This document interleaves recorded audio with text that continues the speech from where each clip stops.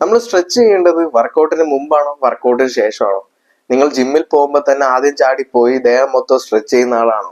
എന്നാൽ ഞാൻ പറയട്ടെ, ഇങ്ങനെ സ്ട്രെച്ച് ചെയ്യുന്നത് വഴി ചിലപ്പോൾ നിങ്ങളുടെ ട്രൂ പൊട്ടൻഷ്യലിലേക്ക് നിങ്ങൾക്ക് ഒരിക്കലും വർക്കൗട്ടിൽ എത്തിച്ചേരാൻ പറ്റത്തില്ല.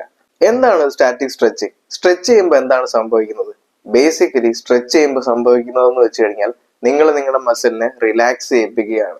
അങ്ങനെ വർക്കൗട്ടിന് മുമ്പ് നിങ്ങൾ റിലാക്സ് ചെയ്യിപ്പിക്കുന്നത് വഴി ഒരിക്കലും നിങ്ങളുടെ മസിൽസിന് വർക്കൗട്ട് ചെയ്യുമ്പോൾ അതിന്റെ ട്രൂ പൊട്ടൻഷ്യലിലേക്ക് അല്ലെങ്കിൽ നല്ല പെർഫോമൻസിലേക്ക് എത്താൻ സാധിക്കത്തില്ല. കാരണം അത് ഓൾറെഡി റിലാക്സ്ഡ് ആയിട്ട് ഇരിക്കുകയാണ്.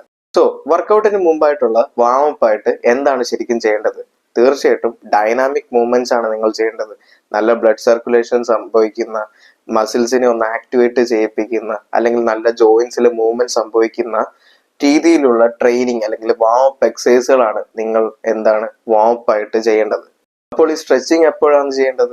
സ്ട്രെച്ചിങ് ചെയ്യേണ്ടത് എപ്പോഴും ഒരു കൂളിംഗ് ഫേസിലാണ്. അതായത് വർക്കൗട്ടിന് ശേഷം നിങ്ങൾക്കൊന്ന് മസിൽസിനെ റിലാക്സ് ചെയ്യിപ്പിക്കാനായിട്ട് ഈ പറയുന്ന സ്ട്രെച്ചിങ്സ് ചെയ്യാവുന്നതാണ്.